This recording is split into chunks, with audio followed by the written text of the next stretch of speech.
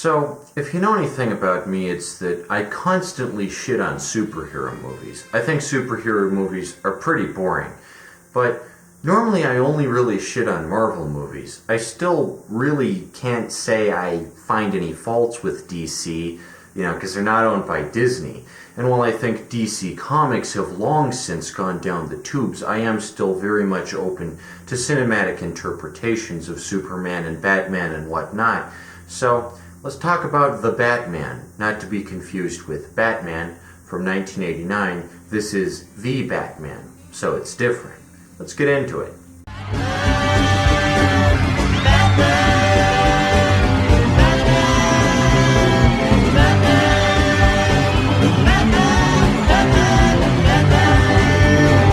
Batman, starring Robert Pattinson as the Batman, directed by Matt Reeves. I have to say, I was expecting good things going into this movie, and it's 3 hours of fun.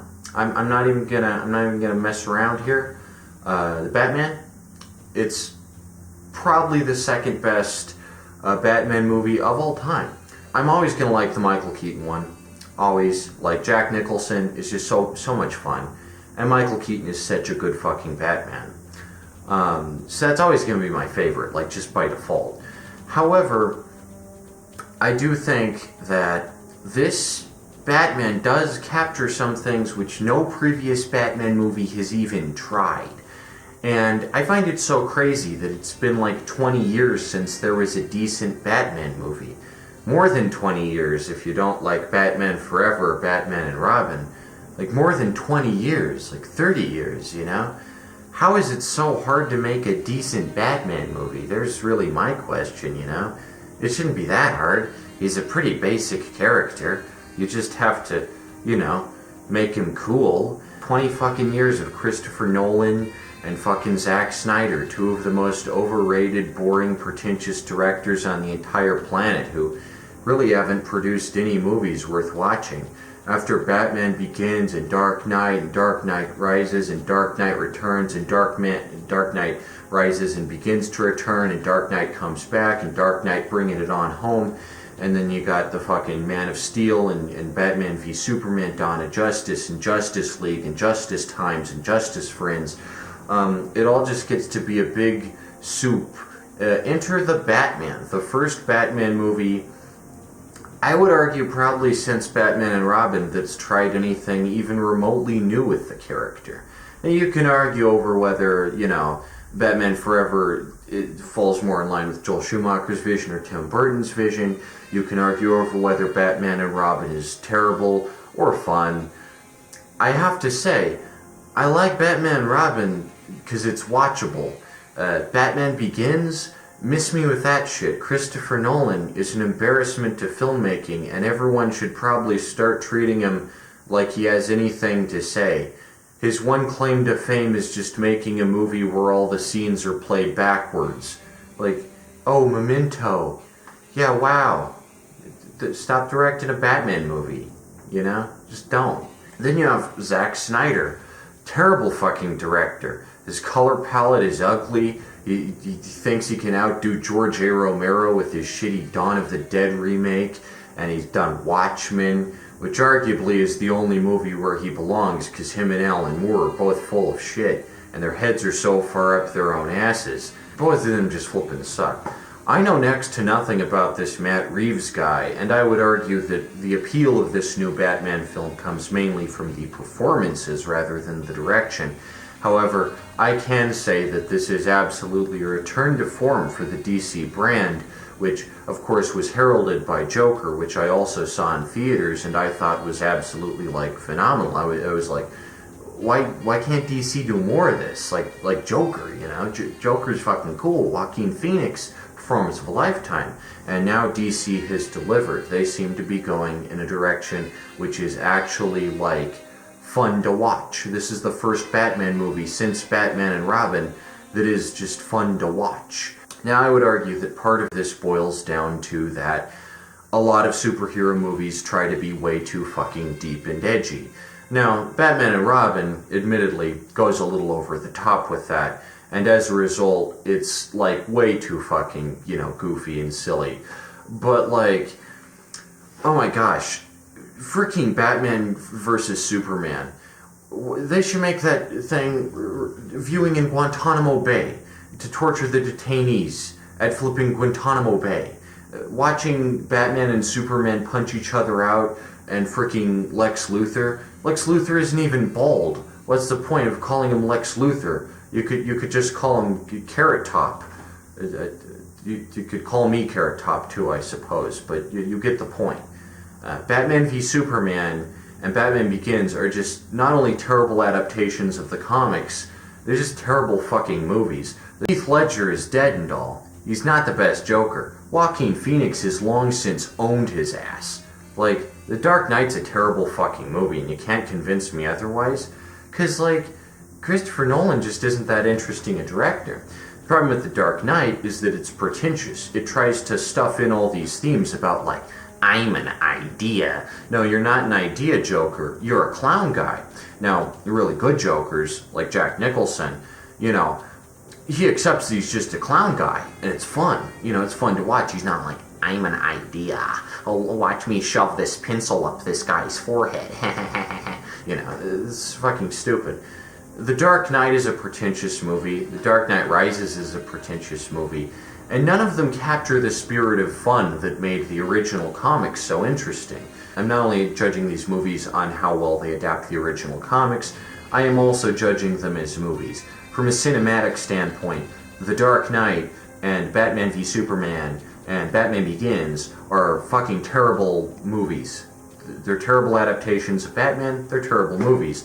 They should be tossed in the dumpster heap. But enough about that. What about the Batman? Well, I'll tell you where the Batman gets things right. The Batman, for once, is literally just about Batman. And that, I think, is the most important thing that a Batman movie should do. It should be about Batman. You know, the mentality of Batman, why he's Batman, what he does as Batman. That's an important thing to cover in your Batman movie. If you spend all your time talking about, oh, what is it like to kill a god? What if I killed Superman? Oh, fuck. Oh my god. I'm an idea. Why so serious? Oh, hey, I'm Bane. I'm here to be your worst nightmare, Batman. I'm Bane. You know, you can't really have, like, a deep character study of Batman and what makes Batman Batman, what makes him cool and fun and interesting. Now, of course, when I say the original comics, I'm not referring to, like, The Long Halloween, or The Dark Knight Returns, or Year One, or flippin' any of those stupid fucking storylines from the 90s. I mean the original comics. 1940 with the Case of the Chemical Syndicate until about 1950. The point being that I think any decent Batman adaptation should be loyal to the comics. Because, of course, Bill Finger, co-creator of Batman, was born right in Colorado Springs. He is one of the very few authentically Coloradan celebrities, and for that reason, I think Batman should really be respected because while Bob Kane did have the initial idea for Batman, Bill Finger really fleshed the character out and made him, you know, more dark and deep and philosophical. And while Batman should be philosophical, he shouldn't be boring. That's the last thing I want my superhero movie to be. I want it to be fun and interesting. So here comes the Batman, with Robert Pattinson stepping into the lead role. Right off the bat, Robert Pattinson is a fantastic lead. I probably couldn't have chosen better. I mean, he was great in The Lighthouse. The Lighthouse is such a good flipping movie, and now Robert Pattinson is Batman? Holy cow, this guy is seriously developing as an actor. You know, he started out in Twilight, terrible fucking movie. But since then, he's completely redefined his image to the point where he is a respectable actor. And I would argue the same goes for Adam Driver. You know, he starts out in Star Wars, which is meh.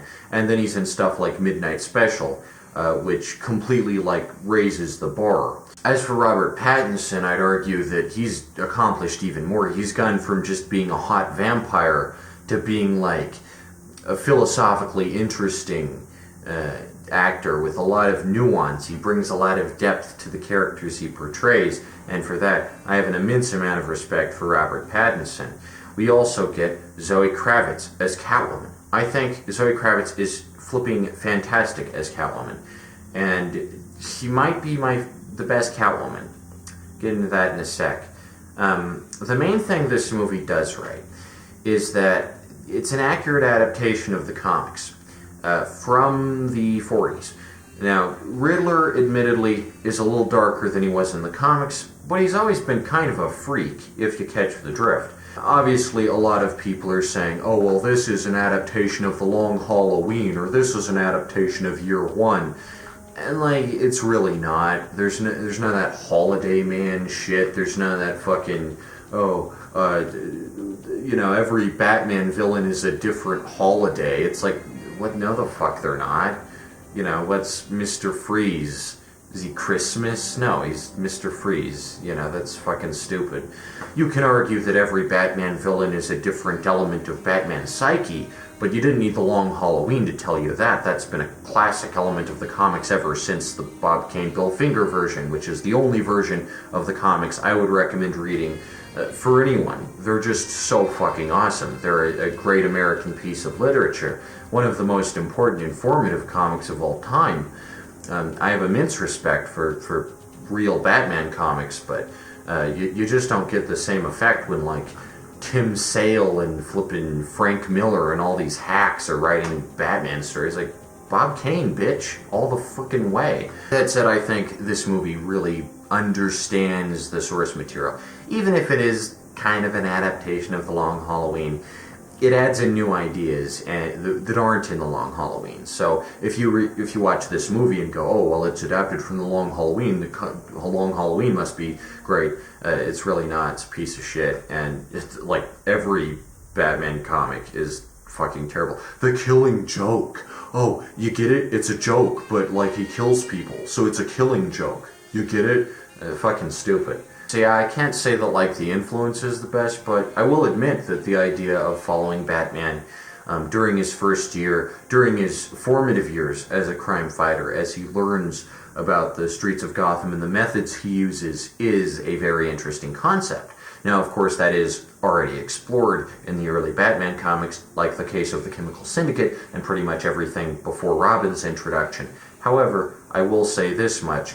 The Batman, the movie, really gets this element right. It is a fantastic origin story for the character. It's not exactly an origin story because we're not shown Batman's parents getting shot in an alley. We're not showing any of that shit. We've already seen that shit a million times. It cuts right to the chase. Right when Batman starts getting the bat signal. He's a known figure in Gotham, so now he's starting to go out and do his thing, That's, I would argue, a good place to start. We don't need to see his parents getting killed again. We already know all that. We get it. His parents were killed. Okay, let's move on to the action. So we open with, like, this entire gang of, like, creepy clown guys, and Batman just, like, beats him up. He just knocks the shit out of him. And one guy, his face isn't entirely painted to give him kind of an element of humanity. I thought that was an interesting little directorial touch on Matt Reeves' part. But I do like the clown guys. They're really creepy and much better than the Red Triangle Circus Gang or whatever the fuck that was called in Batman Returns. I'm gonna get on to Batman Returns here for a moment because I think there's a lot of comparisons you can draw, namely because this is the first appearance of Penguin since Batman Returns. I'm going to be honest right here. I think Batman Returns is a pretty weak sequel as far as sequels go. Aside from Christopher Walken's performance and Michael Keaton literally being the best Batman, Danny DeVito and Michelle Pfeiffer, they just don't work. Like I've said before, the element of Michelle Pfeiffer being a romantic interest for Batman is barely explored, and Penguin's origin story is some kind of sewer mutant clearly trying to take advantage of the Teenage Mutant Ninja Turtles craze. It just does not make sense. Like, I get that it's Tim Burton and he likes giving a dark edge to stuff, but making the Penguin, who in the comics is this goofy mafioso type, who's not like a freak, he's not like an abomination, he's just like a fat guy, making him like this fucking sewer mutant, that's a little extreme, because, like, he's not supposed to be like that, Danny DeVito, is he a great choice to play Penguin? Sure. But the character's all wrong. He's deformed. He's basically like a body horror character. And that's not the first thing that pops into mind when I think the Penguin. I think, Burgess Meredith. Whack, whack, That's what I'm thinking. The new Batman, holy shit, this is the best Penguin ever. They actually got the Penguin right for once. He's not that short. He's pretty big. He's pretty, tall. But he's really chubby. And he has the mannerisms down pat. He's not a sewer freak. He's just like a goofy ass mafioso. He has a good sense of humor. He's the comic relief of the film in many regards. And the car chase between him and Batman. What an epic scene. Going into the movie, I had no idea Penguin would even be in it. I knew Riddler and Catwoman were going to be in it, but I had no idea Penguin was going to be in it. So when he came on, I was like, oh my god, they got Penguin right. Holy cow, this is the best Penguin ever. It really is. Even better than Burgess Meredith, because, it balances the darker aspect with the lighter aspect. That's important for every Batman character. You gotta make them fun, but, kind of dangerous at the same time. This Penguin looks like he could beat you up. But at the same time, he's not a sewer mutant, which is a very important thing to get right with the character. So the Penguin, I think, was absolutely nailed. The fantastic makeup on the Penguin. And you got the Iceberg Lounge, which I think is a newer element from some of the newer comics, but, whatever. He's got to have a hangout spot. I like the set design of the Iceberg Lounge. I would argue Zoe Kravitz's Catwoman, right, versus Michelle Pfeiffer's Catwoman is a harder choice. I'm not even considering, the people from the fucking 60s show. That thing is a heap of trash that is a whole subject unto itself, but between Michelle Pfeiffer and Zoe Kravitz, right? I'd say Zoe Kravitz doesn't really take a lot of influence from Halle Berry's Catwoman, who I would argue is not as bad a Catwoman as everyone says, honestly. I mean, most of that movie is just bad because of all the effects and shit, and it's not Halle Berry gives her all to the role. The problem is that much like the Venom movie that doesn't have Spider-Man, the Catwoman movie doesn't have Batman, so there's no, character dynamic, But between, Michelle Pfeiffer and Zoe Kravitz, gotta give it to Zoe Kravitz. The tension that is felt between her and Batman is just oh my gosh, it's electric. Holy shit. And this has always been an element of the comics, the romantic tension between Batman and Catwoman. It's very interesting. Michelle Pfeiffer just really doesn't... There's not enough of that, There's not enough, conflict between Batman's, he's well, Catwoman's nice and everything, but at the same time she steals jewelry and shit, so I might have to arrest her and hand her over to the police. Such a conflict that Batman's got, right? Michelle Pfeiffer really just doesn't capture that. I also think Michelle Pfeiffer's costume with the stitches and stuff, again, very Tim Burton-esque, but it doesn't fit the character at all.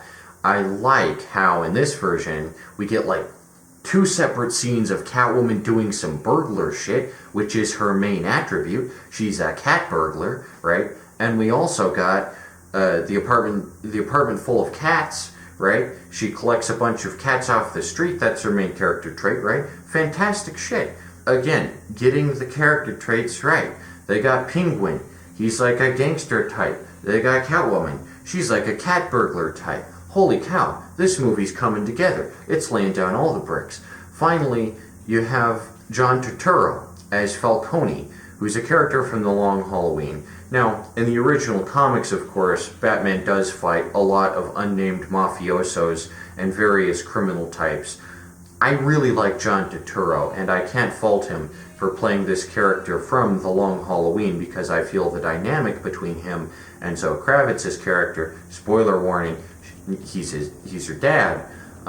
It's a fantastic character dynamic, and he really gives his all. And as probably the only really recognizable actor in the movie, because I'm not familiar with too many of these young, up and comers. I don't even know the guy who plays the Riddler.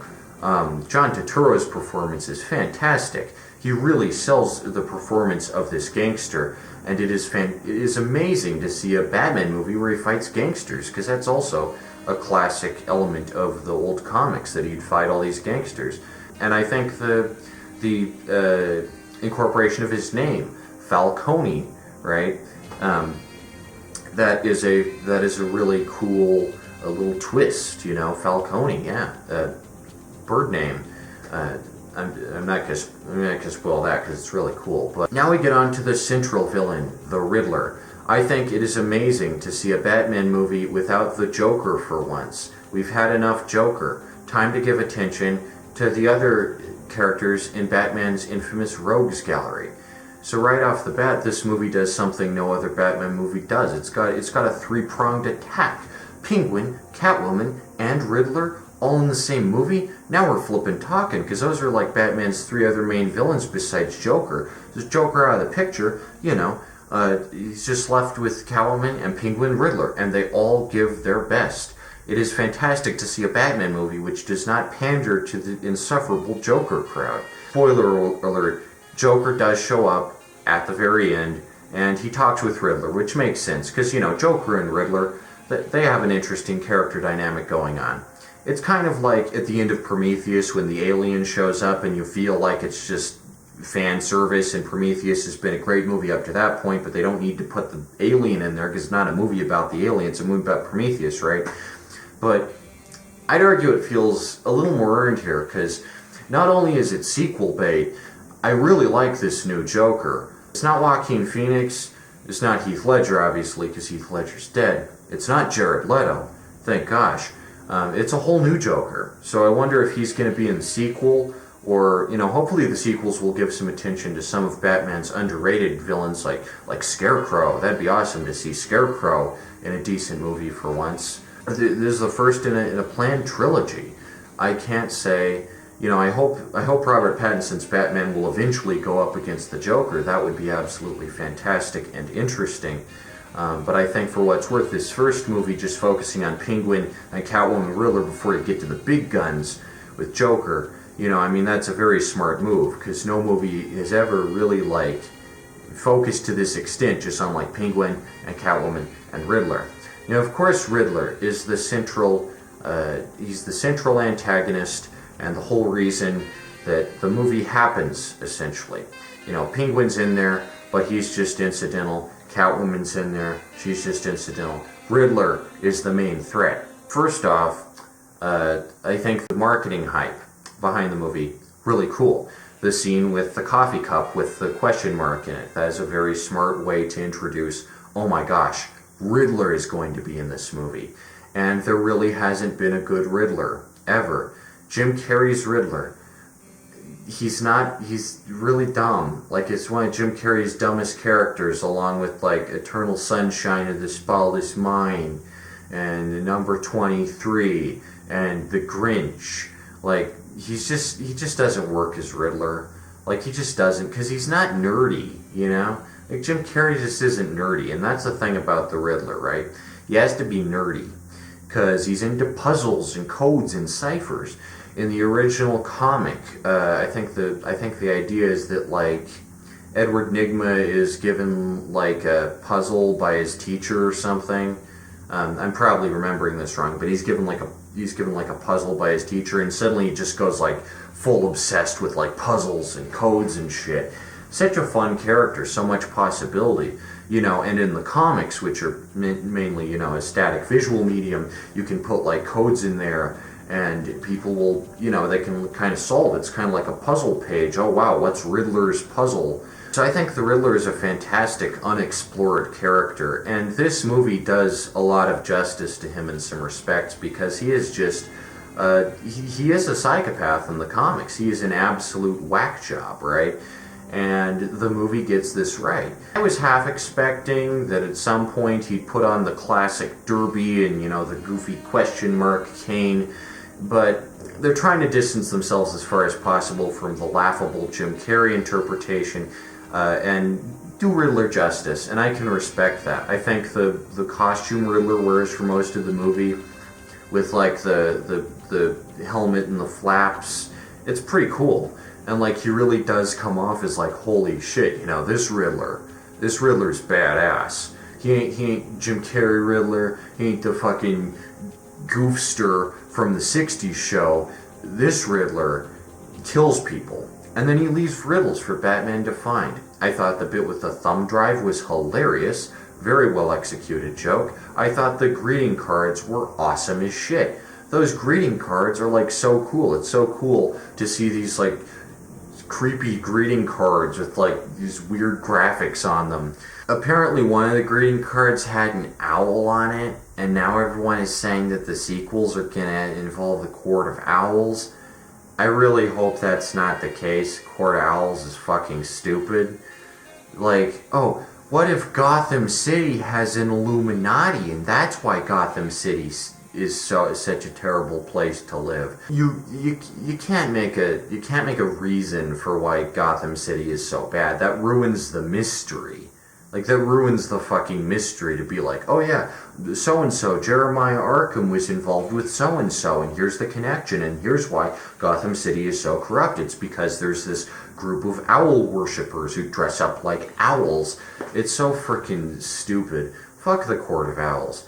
Then again, since this is kind of an interpretation of The Long Halloween and Year One, both of which are terrible comics, and it manages to like completely make you forget that you're watching an interpretation of such terrible comics, maybe if the next one adapts The Court of Owls, it'll make me forget that I'm watching an adaptation of such a terrible fucking comic. I don't know. But that's only fan speculation, you know. Just because one of the cards has an owl on it does not mean the Court of Owls will figure in the future. I hope not, again, but like, I hope it goes for like Joker, or like I said, they focus on some of the, you know, lesser known ones like Scarecrow or something. Two-Face, that'd be awesome. He's never had a good Two-Face. There's going to be an episode of Two-Face in the 60s show, written by Harlan Ellison, but it was never made because, you know, there's no room for moral complexity in that show. He's in like The Dark Knight. It fucking sucks in The Dark Knight. The guy who plays Harvey Dent has no charisma or like appeal, and that sucks because Two-Face is such a fun character. He just needs more shit to do, you know. That's the thing. I'd actually probably argue Tommy Lee Jones is the best Two-Face, but you know, up to interpretation. Two-Face, they should do a Two-Face in the sequel. You're listening, Matt Reeves, do Two-Face in the sequel. Yeah. So the main deal is that Riddler is a serial killer. Now he does kill people in the original comics, so again, accurate interpretation of the comics. He is a murderer. You know, he's not just a goofster with a goofy riddle hat and shit. You know, he actually is like a crazy guy because he's like obsessed with all these puzzles to the point where it completely it consumes his life. Kind of like the modern gamer. He was kind of a precursor to the modern gamer, except his games were like crossword puzzles and shit. So yeah, the Riddler is really good. The guy who plays him is absolutely convincing and creepy and like, oh my gosh. You know, when you see this chubby guy with the glasses, oh my gosh. His ID says Edward Nashton or something. I really hope in the sequels it explains that like the IDs were fake and he's really like Edward Nigma. Because like, come on, Edward Nigma. Cooler fucking name. Enigma. You know, Edward Nashton? Yeah, that's lame. Again, I think that's probably just like an alias he's using because he's such a clever genius, such a master manipulator, such a trickster. So yeah, the Riddler in this is fucking awesome. Now, two things about the Riddler which I really don't like. And these are probably like my only real criticisms of the movie from a storytelling standpoint. Reason number one I don't like the Riddler. The crazy writing that the Riddler leaves for Batman to find, it looks way too professional. I remember everyone talking about how fake Joker's crazy writing and Joker looked, like Joaquin Phoenix's Crazy Diary or whatever. It can't be that hard to write crazy, right? You just like get a Sharpie and you start scribbling all over. Now, admittedly, this is Riddler and not Joker, so maybe he goes for a more polished look when he's delivering his murder telegrams or whatever. It just looks too clean. It doesn't even look as visceral as a Saw movie, you know, and that's clearly what they're going for here. They're trying to make Riddler like Jigsaw or something. So I at least expect like the writing that he does to look a little more like real. Like, yeah, this is actually what a crazy guy wrote. Not just like, oh, this is what a graphic designer wrote, like, the Riddler writes too fancy for, like, a crazy guy who keeps this giant cage of rats. I thought the incorporation of the rats was good. That's cool. The metaphor of, like, oh, it's rats in a cage. Gotham City is kind of like a cage. The people in it are kind of like rats. So nothing wrong with that, but, like, he keeps rats, you'd think he'd write a little more crazy, on the walls and shit. Like, it just looks like a decal or something. It looks like a Scooby-Doo font, just a minor aesthetic problem. The main problem I have with the Riddler are the parts where he uploads videos to social media. And that's the thing about this movie. It tries to tackle, like, modern technology, right? And in many regards, it does that. Like, the eye contact lens thing Batman has is cool. It's really awesome. The thumb drive, like I said, that's fucking funny. Riddler just uploads videos of him, like, killing people to social media, I guess without understanding that that's, like, the best way to get caught by the police, who can just instantly track your IP address. Like, even if you're using a VPN or some shit, like, you're giving yourself away, Riddler. Like, people will see, something in the background, or they'll brighten the image up. Just amateurs solve mysteries all the time on the internet, unsolved murder cases and shit. Just because, like, when you upload something to the internet, you're kind of, like, making it publicly available to, like, everyone, including law enforcement. So that's just, like, a really stupid move. And it's not like Riddler is, like, stupid crazy. He's, like, smart crazy, Like, it's not like he's crazy and impulsive, so he just, like, uploads these to social media because he wants people to see him. He's supposed to be a manipulative mastermind. So when he's sending Batman, like, these greeting cards, that's like, holy shit, this guy's so mysterious. But then when he, like, uploads a video to social media for literally everyone to see, like, that ruins the mystery. The videos are clearly professionally taken. Like, they're not the most, like, scary shit, Like, it's the same problem with the writing. Like, this is obviously a professional studio production. You want to make it look like it's done by a crazy guy, put a little more grain on it, put a little more edge to it, But the main thing, again, is just that, like, uploading your murder videos to social media is quite possibly the stupidest thing you could do. And there's a lot of, like, news segments where it's like, hey, the Riddler uploaded this murder video to social media, so we have to show it on the news. Viewer discretion is advised. What if he sent in, like, thumb drives, like the Zodiac Killer, but they were like thumb drives? He sends the news stations thumb drives, right? That'd be funny, and it makes sense, because thumb drives are much less traceable than uploading a freaking video to the freaking internet. Like, holy shit. And I don't know if it was, like, a lot of people in this movie were out of touch and didn't know how the internet works, or what. Like, you could make the argument, oh, it's in Gotham City, a fictional place, so the internet works different. Like, no, come on. You could catch this guy if he just uploaded his fucking videos to the internet. There are a lot of parts with modern technology that I thought were cool. Like the website that the Riddler has set up with, like, the green text. It's very ominous, it's very scant, it feels like a personal connection between Batman and the Riddler as they're having this textual back and forth. It feels very close and personal. And that's kind of taken away when you, like, add in that the Riddler is just uploading these videos to social media.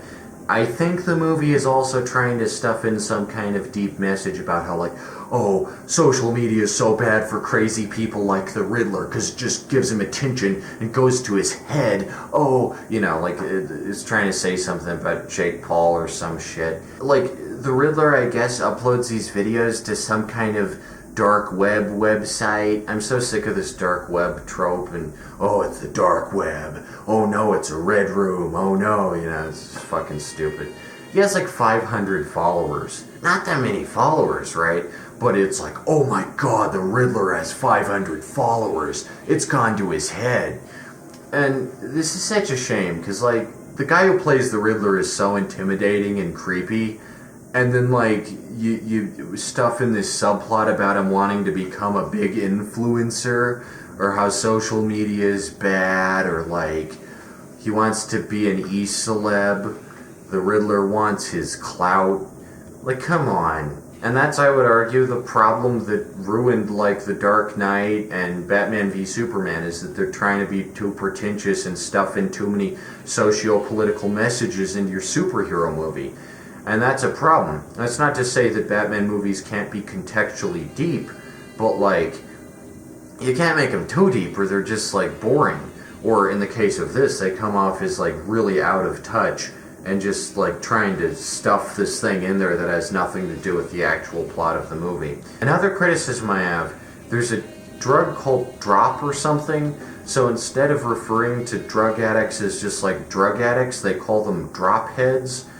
I think that's a stupid detail, because it's just such a stupid sounding name. Like, just call them drug addicts, you know? Even if you've made, like, a fictional drug up or whatever, just drop heads. It's stupid. It's, you know, even dope heads is stupid. Like, it just sounds dumb. That said, lots of positives to this movie, even so. The main twist, when it's revealed what Riddler's plan is, it's like, holy shit, how didn't I see this coming? The mystery that's built up is fantastic.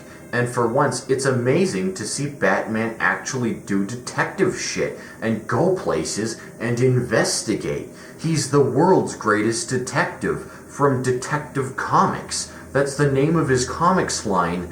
And yet, despite being the world's greatest detective, in the last few movies, he's just been reduced to spouting fucking nonsense and just ambling around aimlessly with no motive, and he just punches Superman, and oh my gosh, you know, it's so fucking stupid. He does detective shit in this, which I think is good. That's like what Batman should do. He's the world's greatest detective. Another big improvement is, of course, the new Batmobile. Holy shit, does this new Batmobile look awesome. Not since the '89 movie have we seen such an iconic Batmobile. This one is both modern, it's sleek. You know, when you have Batman versus Superman, if Batman driving around in a fucking tank, it's like, it's the Batmobile. It's supposed to be sleek and lithe and, like, glide through alleys without anyone noticing. It's supposed to be as stealthy as Batman himself. When he's driving around this giant fucking tank, that kind of defeats the purpose. That's something the Punisher would drive around or something. Not Batman. Batmobile is supposed to be quiet and stealthy, you know, like Batman. So this new Batmobile is like, holy shit, it's so fucking awesome. Not only is the design, like, really sharp, and it looks like a modern car, but it has a really cool engine on it. Like, my gosh, you know, this new Batmobile, it looks flippin' cool. Yeah, probably my second favorite Batmobile after the Michael Keaton one. Like I said, much of this movie is, like, really good. Not as good as the Michael Keaton one, but very close. And I would argue this does better than Batman Returns, like much better, in terms of being an ensemble movie with Riddler and Catwoman and Penguin. It's fantastic. And no Batman movie before has had, like, 3 villains all going in at once, unless you count, like, Batman vs. Robin with Bane. And Bane's more of like a stooge than like a main antagonist. But you feel like, oh man, Batman's corner on all sides. Penguin, and Catwoman, and Riddler, and you got Falcone. And like, oh my gosh, you know, Gotham City is such a hive of scum and villainy. Which, of course, brings me to my next point, which is Gotham City. How is it designed? You have some exterior shots that are clearly just New York with a color grade, but then you have some really cool shit, like all the neon signs. Like I said, the set of the Iceberg Lounge is fantastic. That's a thing, right? Is that Gotham City, or Metropolis for that matter, cannot just be replicas of New York. They have to have character of their own. You have to feel like people live here. Now, the Tim Burton Gotham City, I would argue, is the closest to the comics, whereas this Gotham City feels more like the Gotham City from Joker. I would be very interested if this movie and Joker are set in the same universe, not only because the titles of both movies are very basic, Joker and the Batman. There is Joker in this movie, but Joker's in the 70s, right? So what if this Joker was inspired by Arthur Fleck? Both movies have themes about Bruce Wayne kind of being a rich, out-of-touch asshole who's, like, privileged and has lived his whole life in luxury and doesn't really know the struggle of the streets. So what if thematically, you know, Joker and Batman the two movies are set in the same universe. That'd be really awesome if there was like a reference to Arthur Fleck or Murray Franklin made at one point, and everyone was like, remember when Murray Franklin got killed in the 70s? That'd be so flippin' cool. And I really hope they do that, because like it just makes so much sense. These two movies are so awesome. They belong in the same universe, no doubt. And the Gothams in both feel like very similar, albeit, one's in the 70s and one's now. But the neon signs, like the architecture, it's so cool. Like, just to see Gotham City brought to life.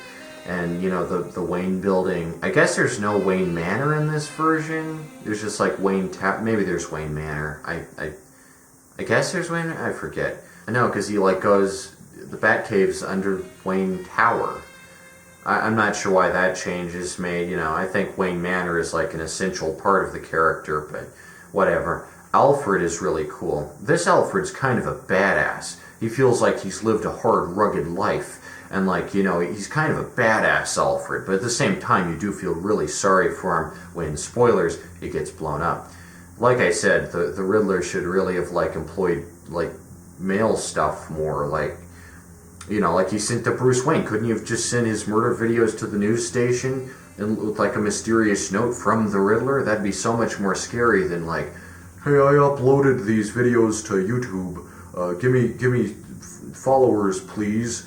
I desire some attention, please. I'm the Riddler. But Gotham in this feels absolutely like a presence, and that is necessary for any good Batman movie, I would say.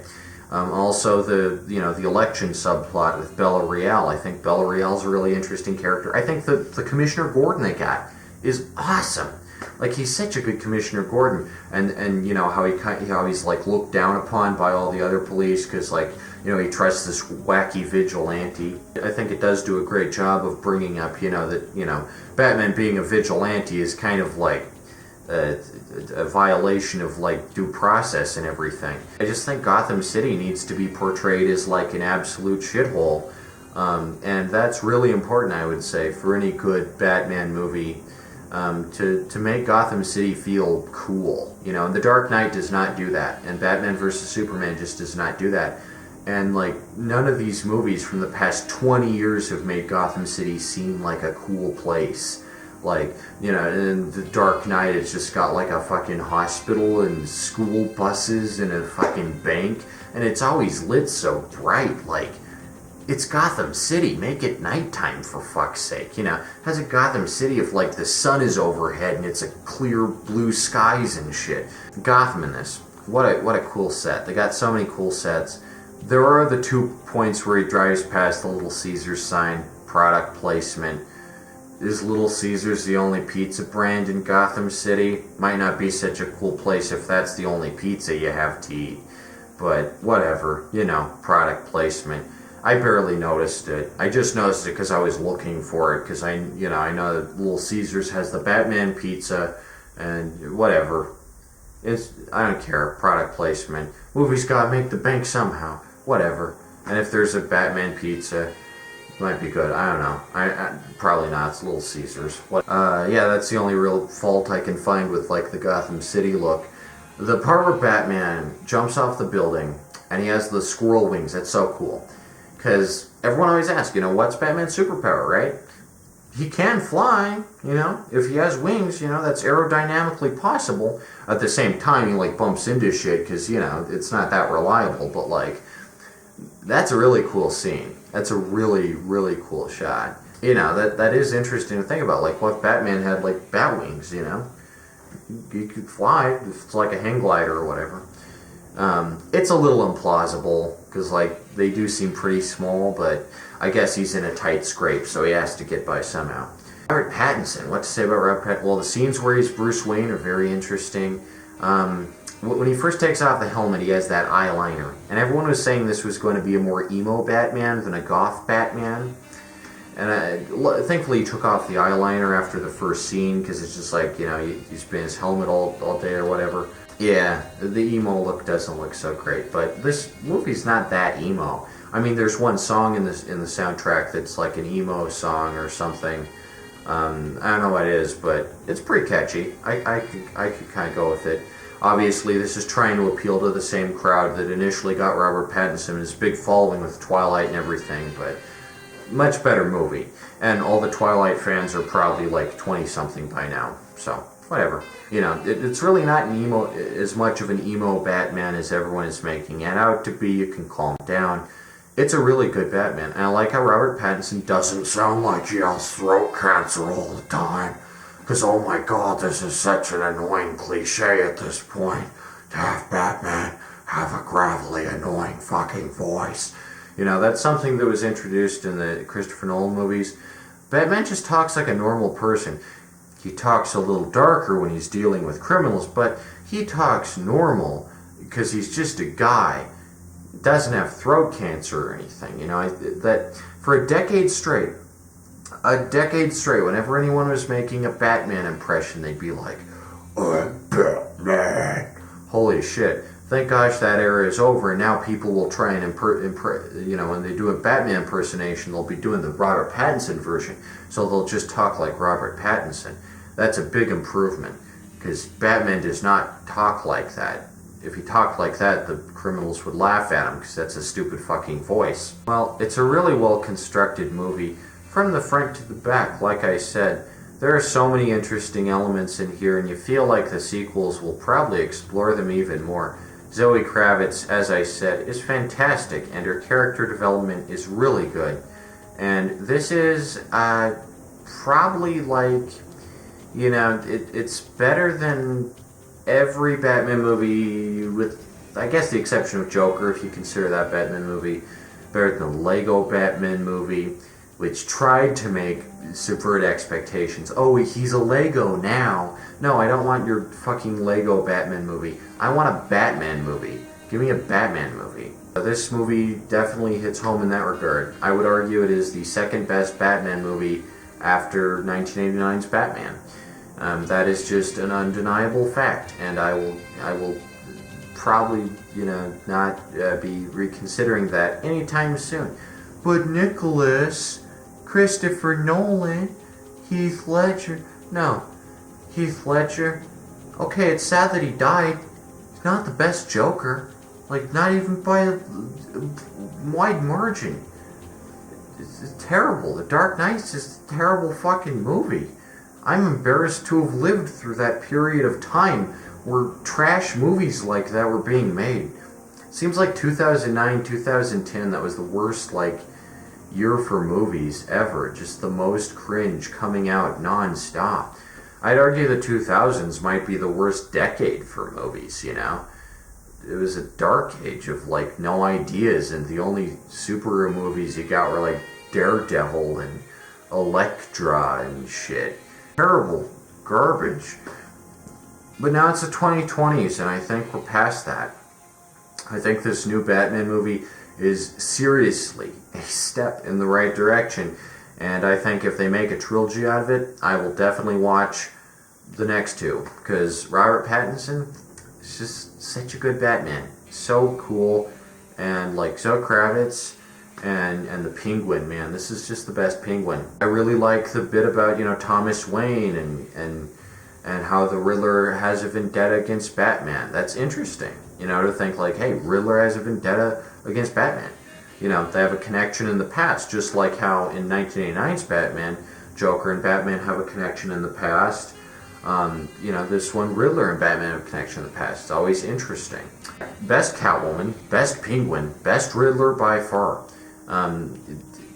Beating all the categories except best Batman. Best Batman's Michael Keaton, but best Riddler, no shit. This Riddler is fucking terrifying. And what a cool villain. Just what a cool flippin' time. We finally got past Bane and Joker and all this boring shit. Bane is just a big guy with muscles, and he's not from the original comics, so as far as I'm concerned, Bane can get the heck out. I want flippin' Riddler and Penguin and shit, because those are the OGs. They need more respect. That's my thoughts. I would say that in many regards, the Batman, the movie, should be looked at kind of like the Sam Raimi Spider-Man trilogy. When you get right down to it, the Sam Raimi Spider-Man trilogy is appealing. Like, they're the best Marvel movies, hands down.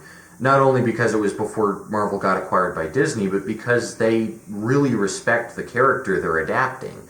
And they really, like, get the comics and, like, want to make a fun movie that focuses on this character. The Batman is a lot like that. It's more of a character study than 1989's Tim Burton Batman of the Batman character. The title, The Batman, is obviously a callback to the earlier comics where he's referred to as the Batman, not just Batman. And I think that's a really cool idea, to bring the character back to his roots, to really, like, study this character and kind of get to the mythos and why we're so fascinated with him, why Batman is more popular ostensibly than Superman, who's, you know, supposed to be DC's biggest seller, why Batman is a more interesting character thematically. Right? That's an interesting question to ask. And this movie does that in spades. Much like Sam Raimi's Spider-Man trilogy, it is a deep character study, a psychological character study, if you will. Now, some people, of course, will say that this is trying to bring Batman in a more modern direction, and I would agree. But it also, just as a traditionalist, as far as the character goes, I think this is a fascinating movie and a really pretty good adaptation of the comics that it's adapting from. And whoever, you know, was like the consultant clearly understood the deeper Batman mythos. This is really a good movie. I cannot recommend it enough. It is definitely worth watching on the big screen, of course. Don't watch this on streaming or whatever. This is a better movie than every Batman movie since Batman in 1989, and it is insane to think that it has been so long since there was like a good, decent, fun, interesting, entertaining, cool Batman movie. But like, oh my gosh, this Batman movie totally slaps. Yeah, so watch it on the big screen, and you know, it's just a great movie from like a cinematic standpoint, from a technical standpoint, from an adaptation standpoint. It is a very, like, respectable film. And I like the direction DC is going. I think DC could easily whip Marvel's ass in no time now that there aren't even going to be any Avengers movies anymore since, you know, Avengers Endgame. And now it's just fucking Shang-Chi and frickin' what they got, you know, the Eternals. I think Marvel is headed into the dumpster, while DC is kind of destined to rise to greatness, and full speed ahead as far as I'm concerned. This new direction that they are taking their characters after the long Zack Snyder / Christopher Nolan Dark Age. I can't say I miss Suicide Squad. Holy shit. That movie's cancer. Originally this movie was going to have Ben Affleck. That would have been terrible, but we seem to be living in the best possible timeline here, because Ben Affleck is sick of being Batman now and will go back to Giggly 2 or Jiggly 2 or however that fucking movie's pronounced, and leave Batman the fuck alone. Robert Pattinson's Batman is just so cool. And yeah, I can't say I'm going to miss Justice League. You know, that's so funny. Zack Snyder thought that his Justice League was like a masterpiece, and it was the movie that was going to make DC popular again. Oh wow, Justice League. This movie is going to be the greatest fucking DC movie ever made. Oh my god, it's like the Avengers, but for DC. And out of nowhere, here comes the Batman. Just like knocking it out of the park with just Batman. No Superman, no Wonder Woman, no Flash, no Cyborg, no Aquamans. Just Batman. Just bringing Batman back to his flipping roots, and it flipping works. Because it's not set in this dumb freaking DC universe I got going on. It's a new Batman now. I can't even picture this Batman really being in the same universe as Jason Momoa or Gal Gadot. Which isn't to say I dislike the Wonder Woman movie particularly, but it's nowhere near as good as this. Like, this is an excellent film. Yeah, just for like any superhero fan, any Batman fan, any fan of cinema in general, this is the best thing that's happened to Batman in a long time, and I cannot wait for the sequel. Because this movie is just so freaking awesome. And yeah, I mean, I respect Batman. He's a cool character, and Bill Finger is from Colorado, so I respect Bill Finger, and that's why I really like Batman, you know, because like Gotham City may be at an unspecified location on the East Coast, but his co-creator was born just 100 or so miles south of where I am right now. That's interesting to think about. Probably the second best Batman movie after the Tim Burton one, which will always be my favorite just because Michael Keaton and Jack Nicholson and Vicky Vale. Maybe in the next one they'll do Vicky Vale or something. I don't know. So much potential for the franchise going forward. The trilogy. There's going to be 3 of these. And everyone said, oh, the runtime's too long. It's 3 hours. Well, at least it's not as long as Zack Snyder's Justice League. And then show like 4 hours or something. Oh, you're complaining about a 3-hour runtime? Meanwhile, you're praising Big Daddy Snyder for his 4-hour pile of shit, vomit-colored garbage. And I'm so glad Warner Brothers just gave Zack Snyder the ability to pump out his shit and leave, because now you can get new ideas in there. And yeah, I'm feeling like an 8 out of 10 on the Batman. There are some weird aspects like the social media thing, like I said, but overall, fantastic movie, and the best Batman movie in 20 years. Undoubtedly. It is a very nice, respectable film, and I recommend probably watching it and Joker back to back, because they're both like very, like I said, thematically similar movies. Really hope they're set in the same universe. That'd be so cool. That'd be so flippin' cool if Joker and the Batman are set in the same universe, because like, great movies. I can't wait to see where DC's going next, because, you know, Marvel is like dead, and good riddance. Stan Lee, you deserve this. You ruined fucking comics, and you never contributed anything worthwhile in comics. Stan Lee. Bill Finger all the way. Bill Finger forever. And that's going to do it for this review. If you enjoyed, be sure and click those buttons. Give me 500 followers so I get that e-clout like Riddler. And until next time, sayonara, suckers.